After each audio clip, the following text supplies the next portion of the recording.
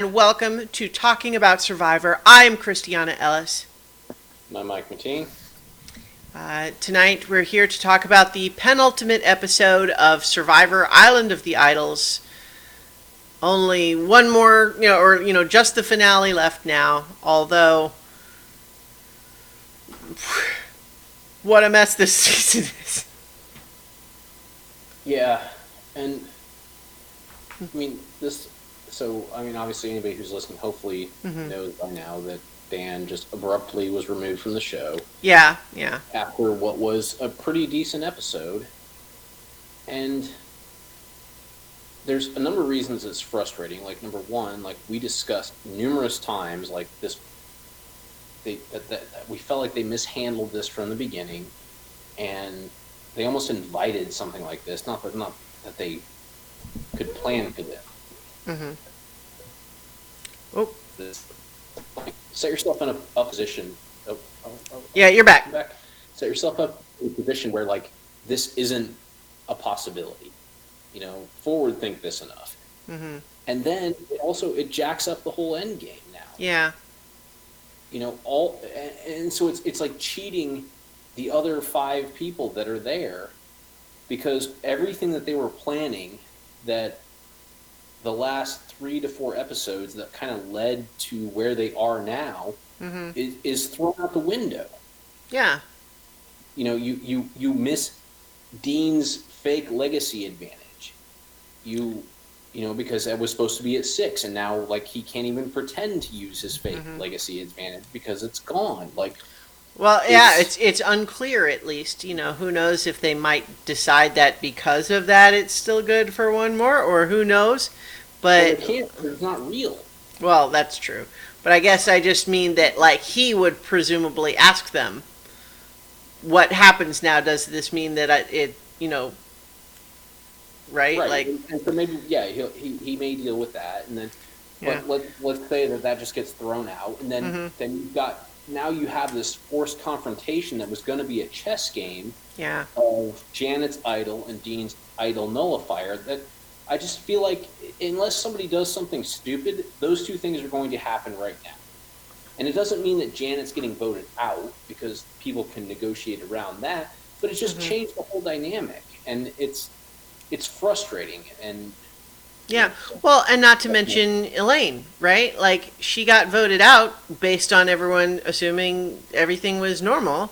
And what we learn is that whatever it was that happened before the tribal council, but they didn't remove him till after, and yet Elaine still had to go. Like, so it's a question of, like, if they had removed him before the tribal council, would she still have been the one to get voted out? Yeah. So I think, we can say probably up front that I don't think it's worthwhile spending too much time speculating about what exactly it was that he did that got him officially removed. I mean, we can talk in generalities. I think there's at least one article out there where they have sources that say approximately, but is that true? We don't know. There's no actual statement on it. It could be speculation, and it's conflicting reports anyway. So right, and I don't want to discount that. I mean, the nature of our show is to discuss, like, how Survivor, what happens in Survivor. Yeah. And so I don't want to discount the fact that, like, while we are frustrated about how this affects Survivor, I am also frustrated internally about how Dan was affected another person. Yeah. And whether it was a crew member, which is kind of what they felt like they alluded to, but it could have also been something from his past that came up because of the other revelations. Like, there's a couple of things it could have been, but whatever it was, like, I don't want to discount the fact that, like, that person is obviously way more frustrated with what happened than we are about how it affected Survivor. But it's, so the whole thing is just, it's frustrating. It's not why we watch this show. Like, we don't watch the show to get frustrated. Like, we watch it because we are excited about watching the dynamics. Yeah. So it just goes to show for several different reasons why it's important for a show like this to have a robust policy for this sort of thing, because obviously it would help fewer people get victimized, which would be good. But also because it blows up the show. So it sucks for both reasons. Yes. And so it's, yeah. But let's go ahead and talk through the episode, and I'm sure we'll have more to say about like everything leading into the finale. But let's go ahead and cover some of that stuff. Yep. So as we begin the episode, everyone's mad at Nora, but she's mad at Dean. So mad that she hides his shoes, which, like, I mean, nothing even comes of that. They literally do not even show a scene of him looking for them. He just has them the next time we see him. Right. Yeah, exactly. That's what I said. What they do is they show him with his shoes when he gets to the Island of the Idols. Yeah. So it's almost like, I thought this was I know this is a subtle thing, but I actually thought this was one of the better editing pieces in this season, which we've criticized, was the fact that they paid no mind. Like, they made this whole play up of like Nora hiding his shoes, and they did nothing of him finding them other than just show him deliberately with them. Like, that's how little this matters. Yeah. Is what they were saying. And I thought that was really clever. Yeah. You know? Well, and the thing is, it was the kind of plan that we've sort of come to expect from Nora, which is that it was not super well thought through or carried out. I mean, but it was because it was kind of like, it was kind of a half-assed plan for a couple of reasons. Just one was that, I don't know, I think she was mad, but she just kind of like, she sort of pulled the punch on her own prank, so to speak, by not putting them anywhere like actually hard to find. You know, so it's a question of like, maybe she just didn't want to make it actually, she wanted him to eventually find them and just be mildly irritated.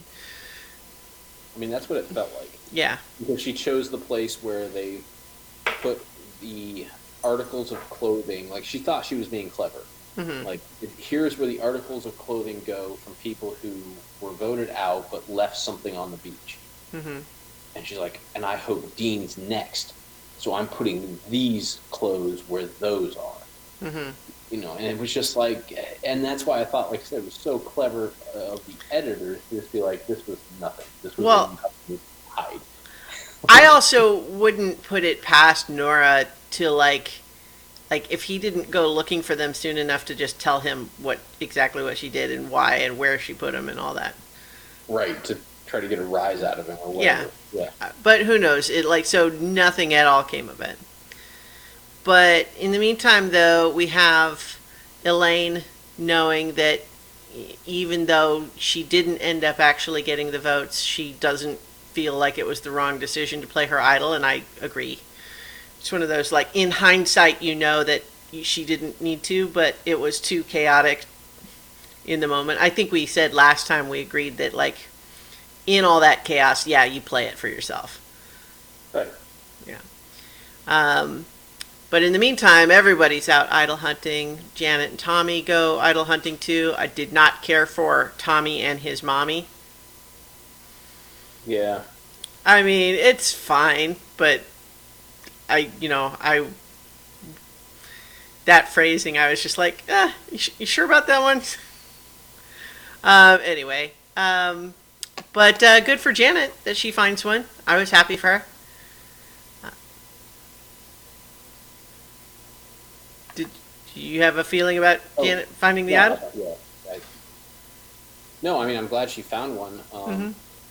I think my feelings in hindsight are somewhat negated by what I talked about earlier, is that, like, the way this whole thing's unfolding, it feels like unless somebody screws up, she's not even going to really be able to use it. Yeah. You know? Well, it does set up something that seemed like it was going to be a bit more strategic and makes it just like, well, it just moot now because there's only one time either of them can play either thing. Right. Yeah. So, but yeah, but she finds it, and so I'm happy with that. She's immediately telling Tommy about it, but then we see Elaine and Dean spotting Janet and Tommy having their conversation in a very conspicuous way and saying, that seems like she found an idol. Yeah, and good for them. Yeah, I mean, that's definitely, that's how you get that information, so, Dean is talking about how it's like, it sucks that she has an idol, but if she's going to have an idol, I would like to know about it. Yep. And then we have some discussion from Elaine about how Nora is a basket case, but Elaine kind of likes that. Just sort of endeared by it, which I could get that. Although honestly, I have to wonder about the edit there, just with the spinning, just Nora spinning on the beach, I feel like there must be context to that would make it not just so oh, she's some weirdo that spins on the beach. Especially since the challenge this time involved spinning. Yeah, it felt like they deliberately inserted that. That thing could have happened 2 weeks ago, and they would have put it in the episode just because. Mm-hmm. Yeah, it's oh, we need a clip of Nora doing something that looks weird. Yeah, so I don't know. I was a little skeptical about that,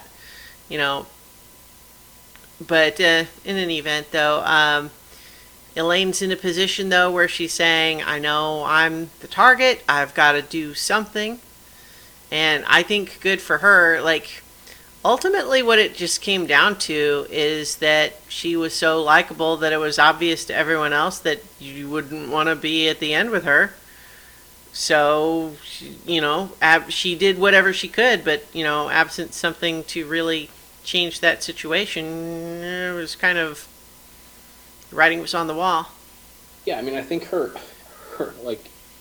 we'll get to it obviously, but her talk at Tribal Council, I think, highlighted exactly why she was gone. Yeah. And I don't think it wasn't, I think it was heartfelt because she knew she was gone. Mm-hmm. Not it was a last, because I was going to say, if that was the last pitch to have you be kept, it was terrible, because you watch that and you're in the game mode, damn, you don't want to sit next to that story. Right, yeah, exactly. She's super likable, she's super engaging, her story, about, and the way that she tells her story is so awesome that you're if this was the final three, I'd be losing $1 million right now. Yeah, so, exactly. Yeah, so you cannot fault them for getting rid of her, and you can't fault her for doing, exactly. We look back and it's it would have been great if she had an idol this time when she was clearly the target. Yes, but she did the right thing. If you look at it in the moment and don't backseat Survivor this thing, she did the right thing last time when she was also potentially a target. And she did everything she could this time. She worked all the angles, and it just so happens that she is too big of a threat to win, that everybody agreed that it was time. Yeah. Well, and she'd been the target several times before. It's I think I agree with everything you just said. I said in my notes during that Tribal Council that she knows she's going, so she takes the opportunity to give her practice final 3 speech. That's funny. Yeah. Yeah. Because, we're obviously in 100% in agreement. Yeah. The vote went just exactly as everybody else planned. Was they put one more vote on Nora just in case, and that was it. Yep. Yeah.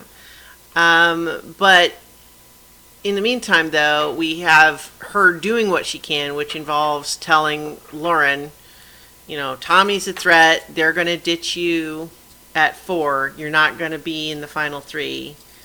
And the problem, of course, with that argument is not that it's wrong, because of course she's actually exactly correct that that's what Tommy's planning to do. But the problem is her alternate pitch is, then you should keep me instead. And Lauren, if you're Lauren, you got to be saying, no, so even if you're right, the math doesn't work that way because I would rather be against him than you. Right.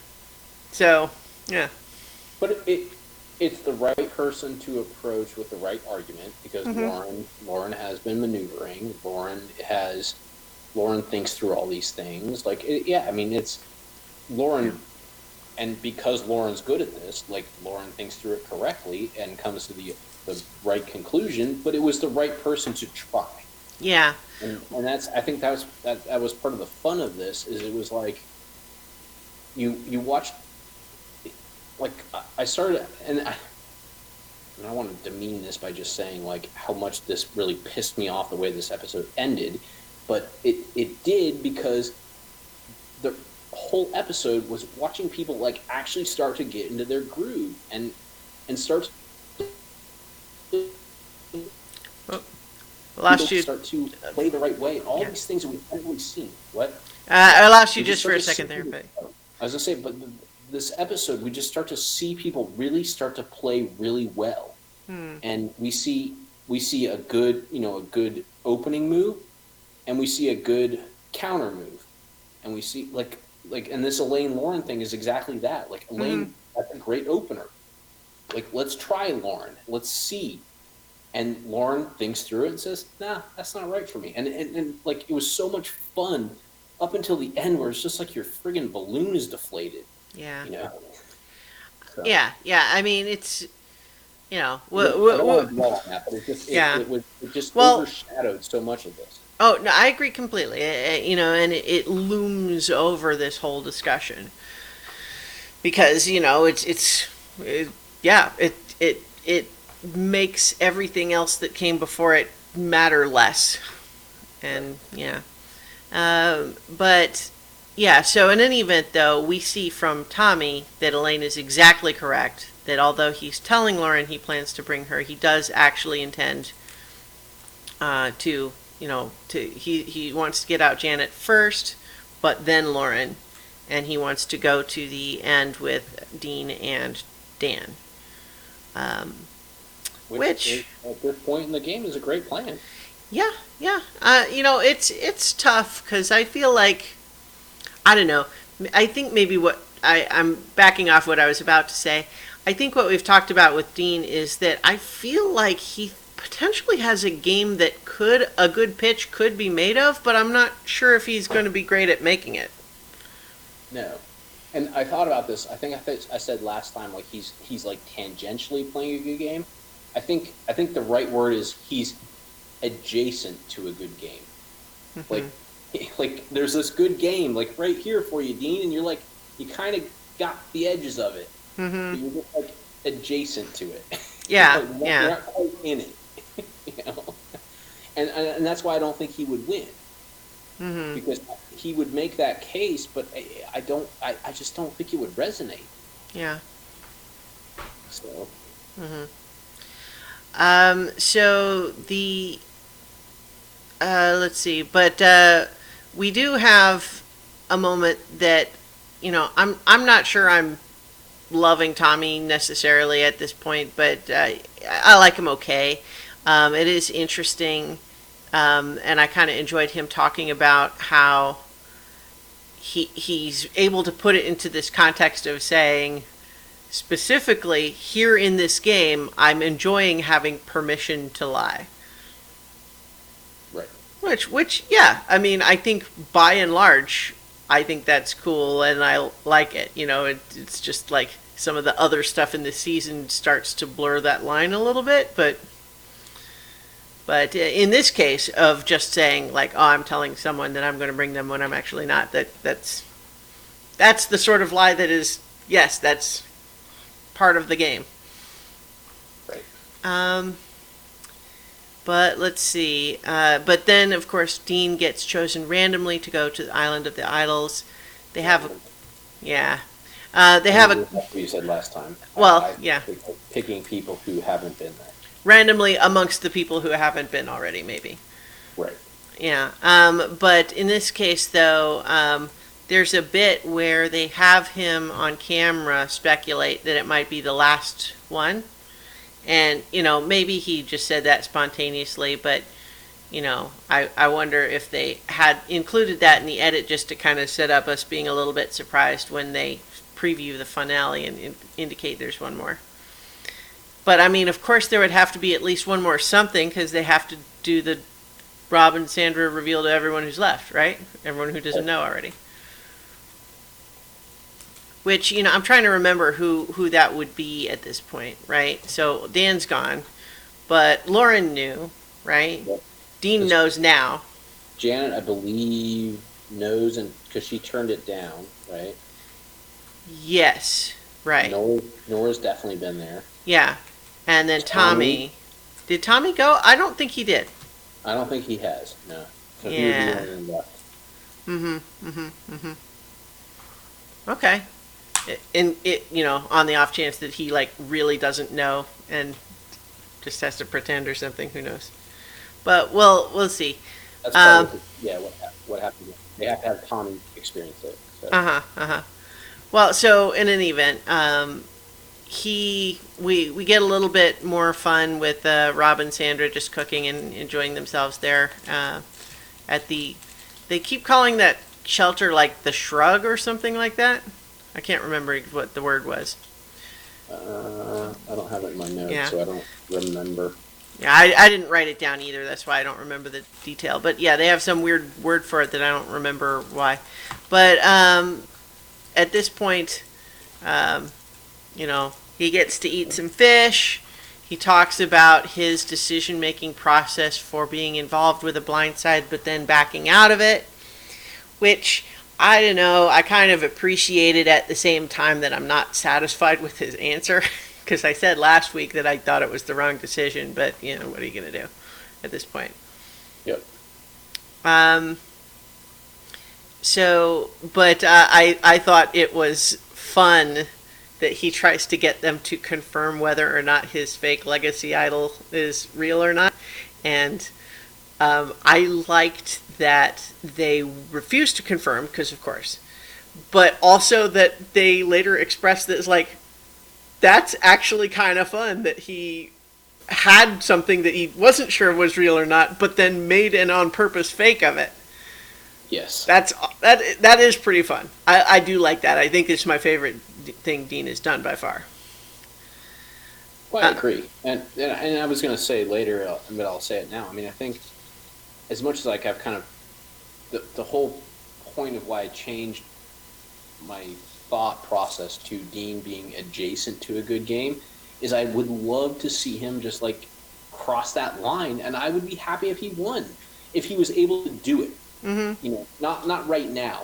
If he's able to find a way to own all of these things that he's kind of randomly done, mm-hmm. and weave it into a really good narrative, I'd be happy for him to win. And still land the plane and make it look like he got to the right destination on purpose. Right. So, and that's why, I'm rooting for him and Lauren. I'm, as a fan, those are my two favorites right now. Mm-hmm. And for different reasons. Because Lauren has been guiding the plane expertly so far. And mm-hmm. to watch her land it would just be a thing of beauty. Dean is sort of haphazardly, getting to the destination. So if he lands the plane, great. To use your analogy. The rest of them, I mean, Janet I'd be okay with. I just don't feel like investing and rooting for her because I just don't know that. Yeah, she feels doomed. Right, but Nora and Tommy, I agree. I'm not gonna be upset if either of them somehow managed to win, mm-hmm. But and obviously Dan, I would have not wanted to win. Right, he's not in the equation anymore. But, right. But anyway, and I'll let you continue because you're about to get to one of my next favorite Dean. Okay. So I was just gonna. And it's not him; it's the whole moment. So sure. Well, I was just gonna echo kind of what you were saying, your rankings, so to speak. I think I put Janet higher, but I get what you're saying about how it seems pretty likely that she's going to just go this next time. She's going to try to play her idol. It's going to get nullified. They're going to vote her out. And it feels preordained. I would love to be surprised by that because I wouldn't mind seeing Janet win if she finds some way to get past that hurdle, which seems really difficult. But beyond that, yeah, I think probably Dean and Lauren would be my next two. Um, but yeah, so this next moment, if you want to go ahead and talk about it.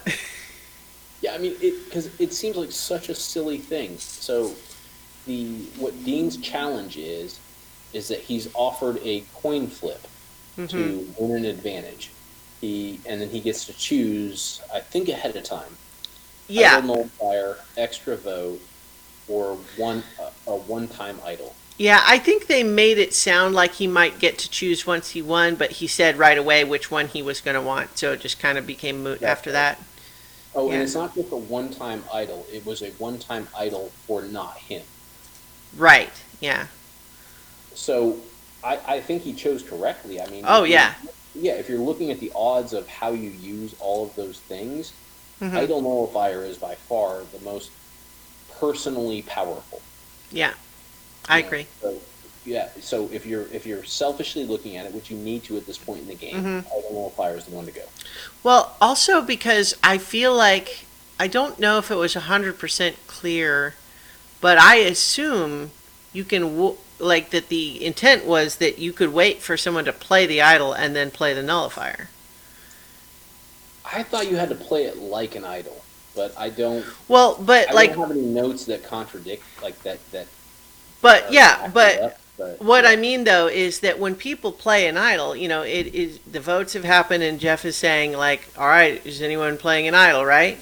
And if the person is getting up to play an idol, then you play the And you nullifier. say, I have the nullifier. Yes, Yeah. okay, so you're right. So even though it happens at the same time as an idol, because of the order in which you announce it, you could wait. Yes, you're right. Right. Okay, good call. Unless there was a specific rule about how you have to play it when you vote, like a guess. Like, but I don't. They didn't say that either. Yeah, So that wasn't there. I mean, so the assumption I was left with actually lends to your description. Because I just didn't think about the fact that, like, oh yeah, of course, like it all happens at the same time, so you could wait. Just like if you had two idols, one person played one, and you said, "Oh crap, I want to play mine too," you could also play your idol. yeah. So same idea. So there's really no gamble about it. It's just a matter of like, if anyone tries to blow up your plan by playing an idol, you can cancel it. Yeah, I mean, obviously the best choice, which which I think was part of the interest of this when you kind of look back in hindsight. Like it's, I mean, and so I did read Dalton Ross's recap this week, just because I wanted to see if he had any insight to this Dan stuff, like, which again, this whole thing clouds everything. But anyway, he said right here, like he talked about the whatever the island they used to go to, where they used to smash the things. Yeah, that was Ghost Island. Ghost Island, yeah, and how frustrating that game of chance was.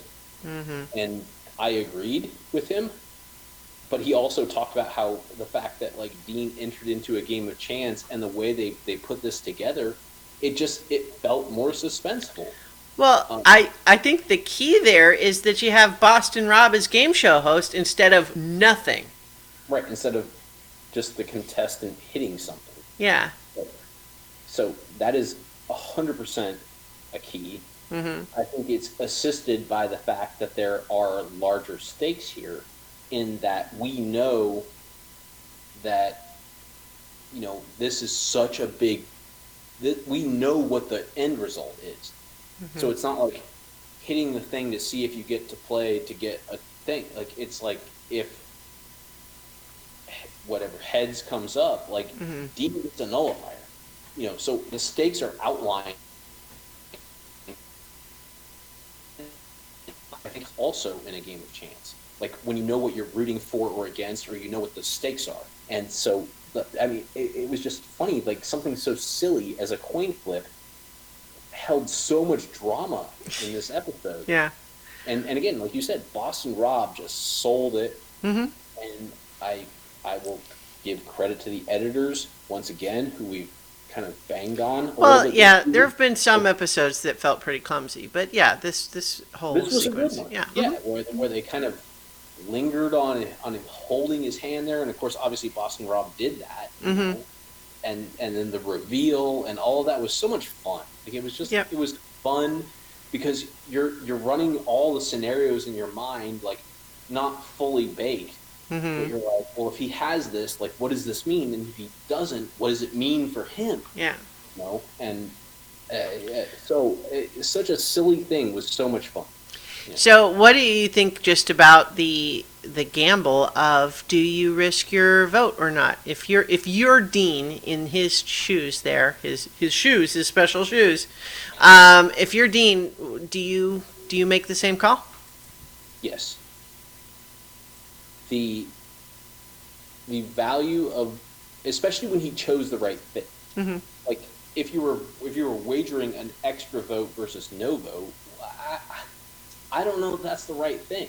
Like that the risk reward there is not equal.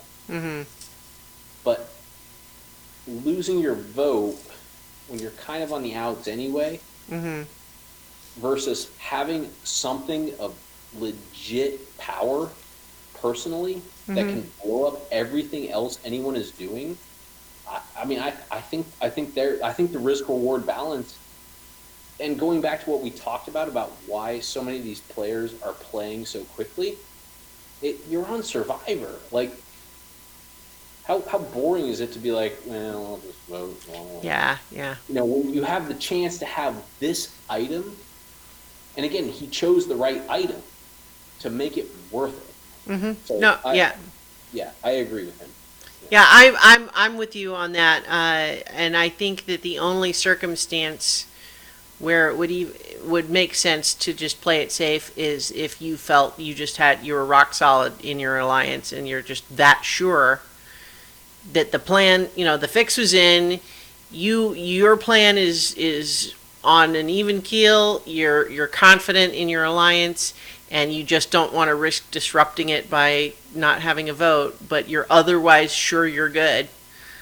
That might be a situation where you don't risk it, but when you know that you're going to need something to get there, try to get something. Because if he doesn't have something to give him an edge, the vote doesn't even really do him any good. Right, and so, yeah, I mean, I think, and I like that they put something like this deeper into the game, where you're more likely to run into somebody who has that concern. Yeah. You put that 4 or 5 votes ago, and it's like,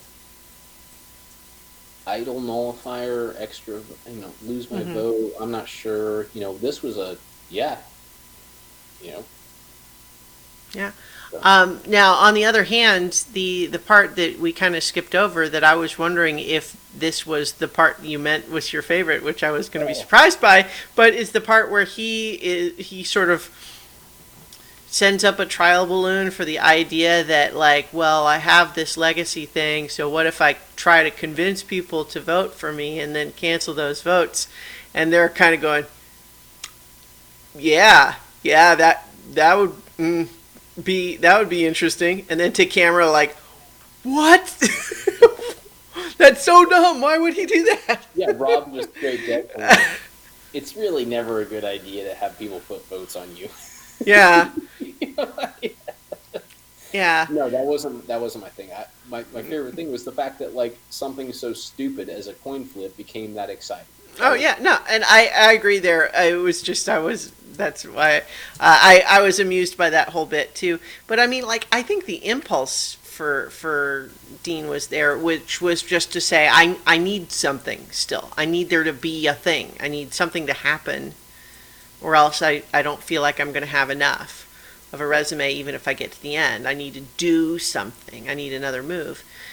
That first one that he suggested was not great, but I think he was maybe just trying to, it's like, how can I make this thing be useful somehow? Right, but, and it was all, and I think in the context of, look, let's give Dean the benefit of the doubt that he's not 100% sure this thing is real. Yeah. and he's trying everything he can to get them to tip off whether it is or isn't. So he's kind of asking them, they're Yeah. not Yeah. saying. And then so he goes to this extreme to like gauge their reaction. Like again, this is giving Dean a Yeah. 100 like Yeah. out. There's maybe something to that. I hadn't really considered that, but that may be true. That he was just trying to get them to give something away. Right, because if you go to the absolute extreme of how to use this, you get a different read on how they're responding. Yeah. You know?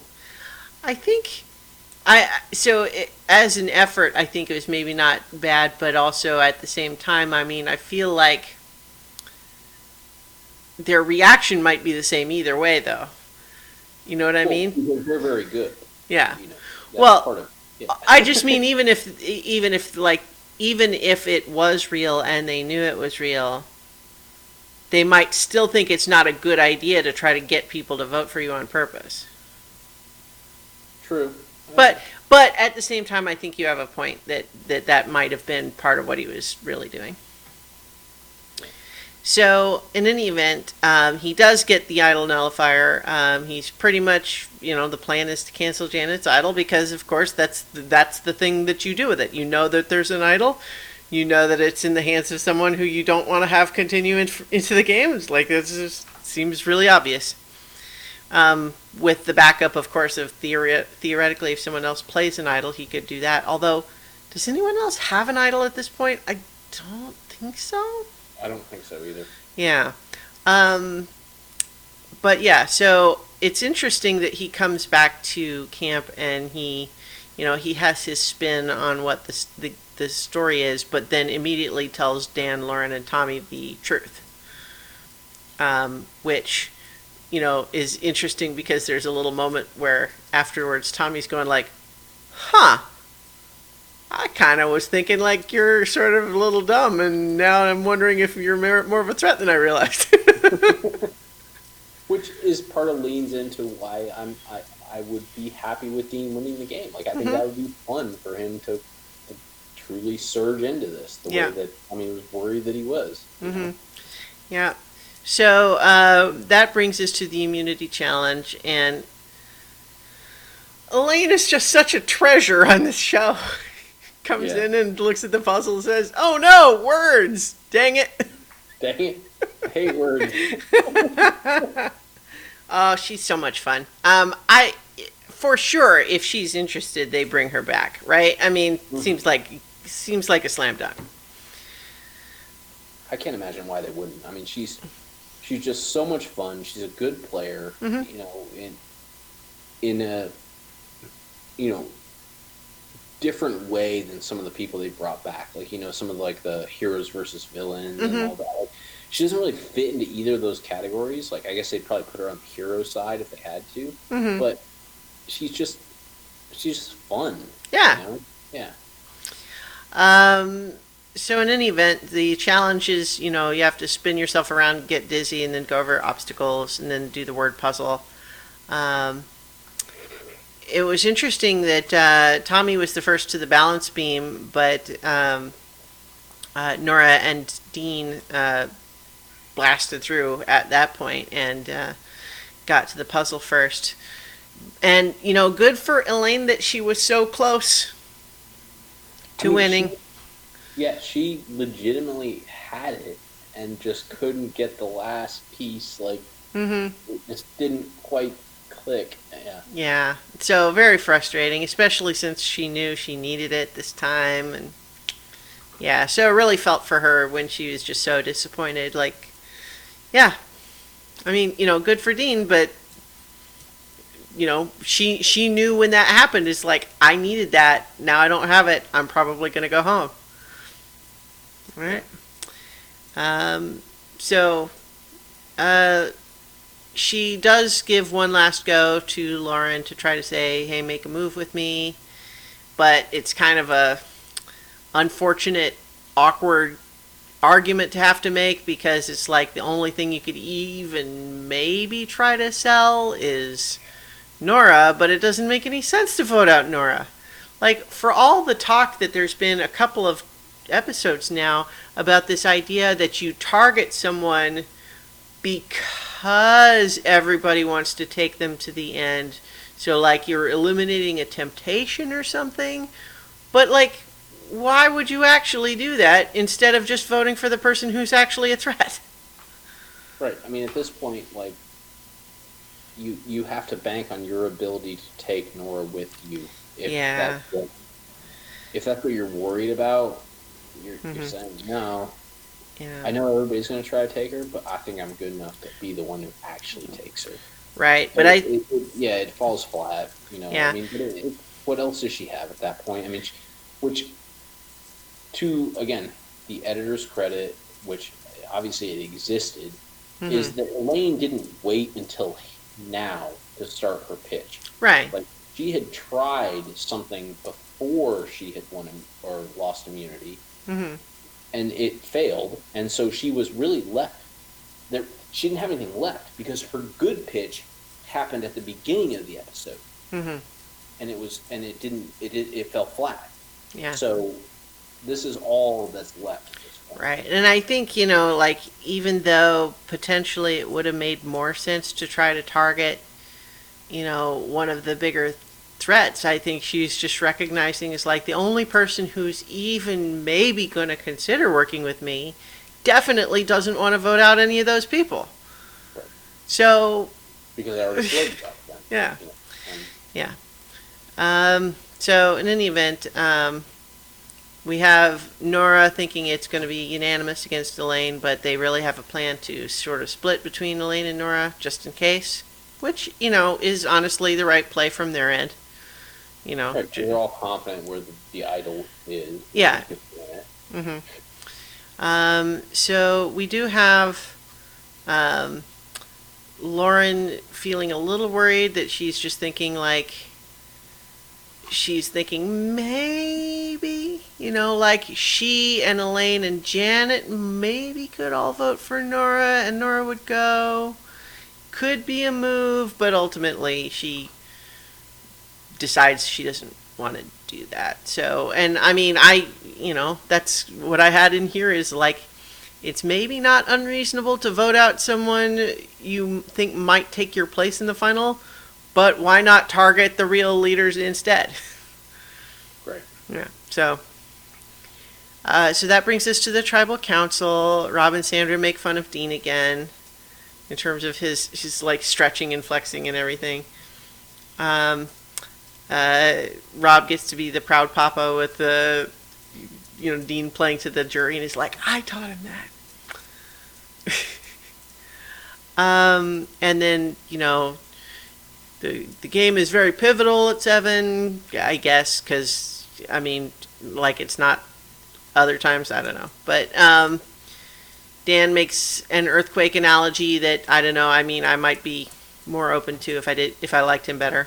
Like several things that he's done in the last few episodes.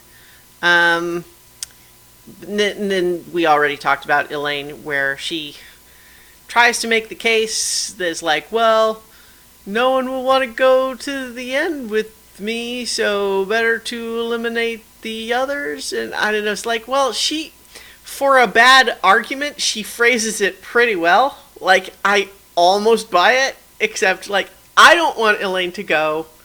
But I just, in the shoes of every other player, I cannot see voting for anyone else when Elaine could be taken out at that point. Right. Yeah, especially since she has had an idol in the past. She has won immunity in the past. Like, she's a threat. Gotta take her. Yeah. So I'm sad to see her go, but it's the right call for the other players for sure. Absolutely. And there's some stuff that in that the editing of that tribal council that they keep cutting to Nora, who over the course of the tribal council seems to be realizing in slow motion that the others don't see her as a threat at all, which seems, I don't know, like, it seems surprising that she wouldn't have realized that already. But they keep cutting to her having sort of that's weird faces whenever they kind of talk about how everybody else is a threat except never mentioning her. There's some nice stuff though with the Elaine, getting emotional and uh, doing her practice final three speech. She gets emotional. Janet gets emotional, gives her a hug, offers some advice, and it's all very nice. And I liked it, but it was kind of a foregone conclusion, and so Elaine is voted out. And it's a nice exit, but we would be all forgiven for watching this episode and saying, why is there 10 minutes still left? Yeah, I mean, I definitely noticed it. Yeah. So the episode just kind of keeps going, and my first thought was like, what? Oh, I take it back. That wasn't, my first thought wasn't that, because it feels like it's been a million years since we watched this episode, but, I actually got spoiled on Twitter by Dan getting out. But because I looked away so fast, I thought it just meant he got voted out. And so I spent a big chunk of the episode going, how does that happen? Right, since that's not even like a thing. Nobody's even talking about him. Right. And then like when it became more and more obvious that wasn't going to happen, I was just like, what is going on? Because it was a Dalton Ross tweet that I saw. So I mean, it's not like it's not just some rando, But in hindsight, what it said was, so and so talks about Dan's ouster, and so I kind of just had assumed before watching the episode that he meant he got voted out. 'Cause how would I know otherwise? But in the meantime, episode's still going. Everyone's at camp. Probst comes out. There's going to be like a snap tribal council, or what were you thinking? I had no idea. I was like, well, I don't know. I mean, I wasn't sure. I was just, once I didn't know what was happening. So, but in any, I mean, from my perspective, just so like I can give you the alternative, because I watched it that night. Mm-hmm. I thought they were doing one of those things where they like lead into the finale, mm-hmm. and like take everybody and like do all the stuff that goes into like we're at the finale, mm-hmm. kind of like tease it. Yeah. So that's what I thought was happening. So I thought it was just sort of like a nonsensical, mm-hmm. like, oh, well, Yeah. okay, well, we're just going to spend 10 minutes of, Yeah. Hey, let's have a feast Right. or whatever the fuck they're going to do. Yeah. So, I mean, like, once Elaine was voted out and the episode was still going, like, I mean, at that point I was figuring, like, oh, okay, well, this is gonna be whatever that was, but I still didn't know what specifically was, like, what? Why? Are we gonna see something else? And it just turns out that it was, Probst just comes out, and, he basically says Dan's been removed from the game, won't be on the jury, he's gone. Does not tell them why, which is interesting.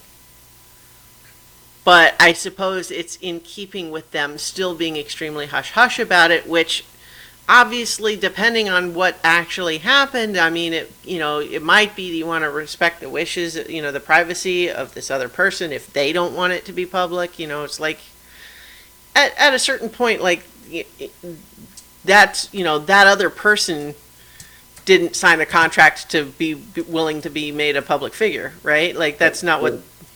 Exactly, they have some agency in like what happens here. Yeah, and so that might be why everyone's hands are tied a little bit in terms of not saying more about what happened, right? But it is still weird to take someone out of the game and then the other players still just have no idea why. And on top of that, several people have said since, like some of the people voted out that, several episodes back when we got the little title card that like everybody had a private meeting and everything, that a lot of them say it was so vague they had no idea what was really happening. Like it was as general as, well, if you ever feel unsafe, just know you can talk to us, and like that's it. Which makes me think in retrospect that like, A, that's inadequate. B, it's way less than that title card in the episode would have made us think. which makes it sound a little bit like CBS is trying to pretend they were more on the ball than they really were. Even as little as they looked like they were. Right, and that's why this whole thing is so frustrating. It's like, yeah, exactly. So we got the title card. Dan was removed from the game after a report of another incident, which happened off camera and did not involve a player. So, obviously we have, since then, there's not a lot known. Like, there's some articles, as we mentioned, that are like, have some speculation or, anonymous sources, which would have to be anonymous sources because it's very clear that everybody involved is under, an NDA about the whole thing. Which may well be for entirely legitimate good reasons, you know what I mean? Like, it's, again, like we were just saying, it's like, it might be that this person does not want to go public about it. And that's fair, right? But, yeah, so, we learn about that. Kelly came out and made a statement pretty much right away, kind of just talking about, everything we've said, which was, on the one hand, I'm glad he was removed, but on the other hand, it should have happened sooner, and if it had, then maybe this additional person wouldn't have also been victimized. So, yeah. There's not a lot of people who have said very much since this episode. It seems like everyone's kind of been ordered to be hush-hush by CBS, which, again, probably legitimate reasons for that. There has been just today a statement from Dan, which, I don't know, it's only 2 paragraphs. Should I just read it? Yeah, go ahead. He says, I am deeply sorry for how my actions affected Kelly during the taping of this season of Survivor. After apologizing at the tribal council when I first learned that Kelly still felt uncomfortable, I want to make sure that I do so again clearly and unambiguously. I truly regret that anyone was made to feel uncomfortable by my behavior. In my life, I've always tried to treat others with decency, integrity, and kindness. I can only hope that my actions in the future can help me to make amends and show me to be the kind of father, husband, colleague, and friend that I always aim to be.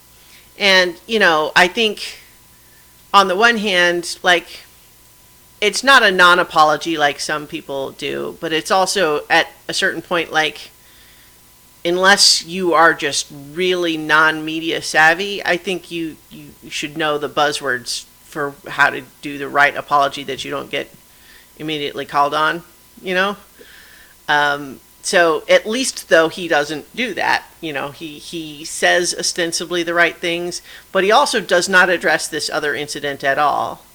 Apparently, he got cornered by some paparazzi who asked him about it, and he just said he, could not comment on it, would love to, but can't. So, in some ways that might be true, but it's also sometimes the whole thing of like, I would love to half imply that I have my own version of the story, and maybe it's all bullshit, but I can't say anything, so I'm just going to leave the doubt there.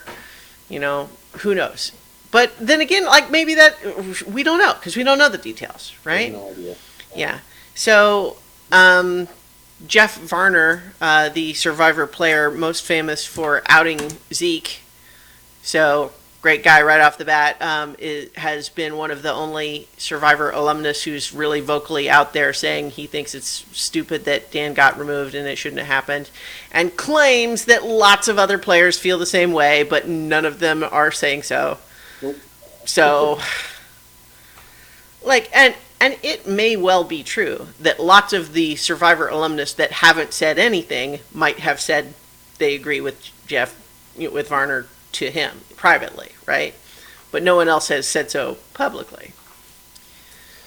Yeah. It'll be an interesting reunion show, which you and I have talked offline about this, but it will not be live. Right. Dan will not be there. Dan will not be there. The implication I get as to why it's not going to be live is they're afraid that, like, studio. So you froze up on me. Oh. Well, yeah, but I think what you're saying is that, like, the concern would be someone in the studio audience would be inappropriate and they want to just control that, which, again, honestly, I don't blame them. First of all, I never really cared that much about it being actually live. Like, whatever. And it's not like they're doing it a week in advance or a month or something. It's just earlier that day. Right. The pitch that CBS gave is that it's like a late show. Yeah. It's just like it's live in front of an audience. It's just not live to the viewer. So the thing is like, I really don't object at all to it being pre-taped in principle, but more relevant is just the fact that it is a change from how they usually do it.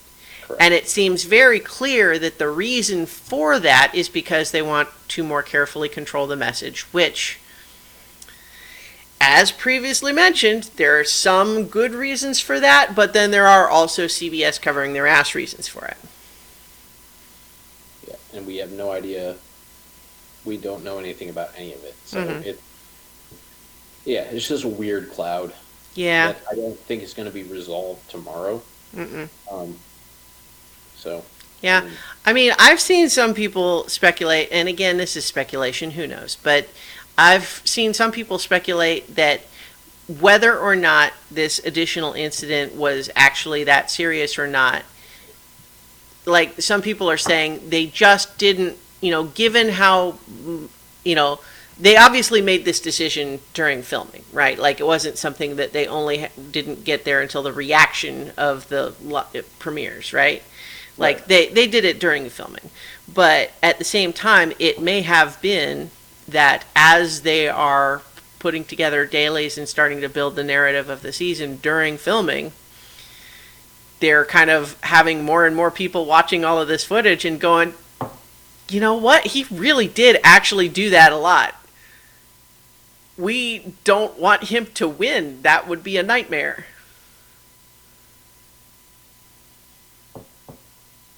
So I don't know if that's true. Yeah, I mean, that's an interesting theory. Yeah.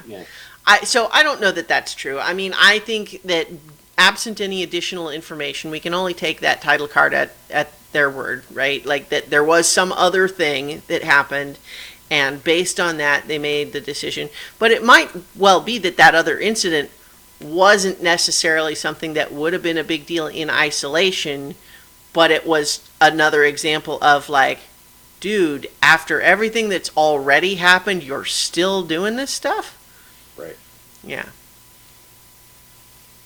Because, again, like, that's what it comes down to. It's what we talked about earlier in the season. It's one thing to be a touchy-feely, even slightly handsy sort of guy. I mean, that's not great.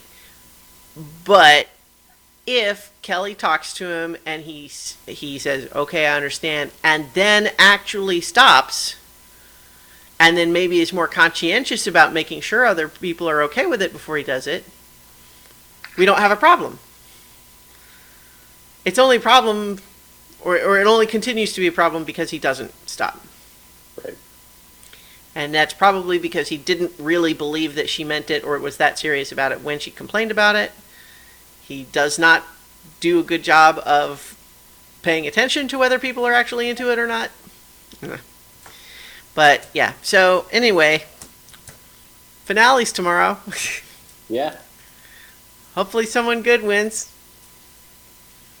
Hopefully the the reunion show's not a train wreck. We'll see how they handle it.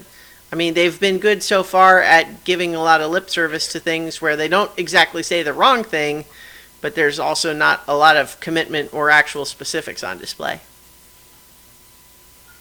Yep, we'll see. Yep. But we'll leave it there for now. So thanks for listening and or watching. And, finale's tomorrow night, so you can probably survive until then.